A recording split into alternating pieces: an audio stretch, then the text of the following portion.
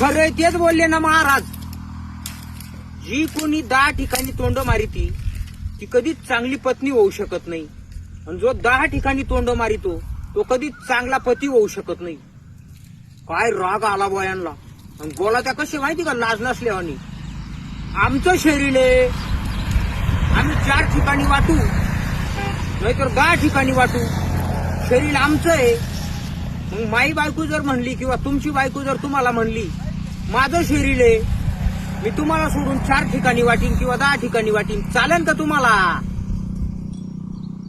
डोक्यात येतं का मी काय बोलतोय? चालेल का? अजिबात नाही ना, राग येईन ना.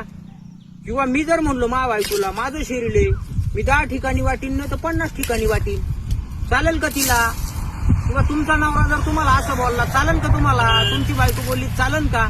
ज्यांनी 10 ठिकाणी तोंड मारेल ना तेच तोंड घेऊन पुढं खूप राहणे. असं पाहू तसं करू आमकं करू, काय केळं करतो तू? खऱ्याच्या पाठिंबा द्या खऱ्याला कधी बी, एवढं ध्यानात ठेवा. अरे संस्कृतीला बट्ट्या बोळ लावला ना, पुढच्या पिढीला काय आदर्श देऊ राहिले तुम्ही?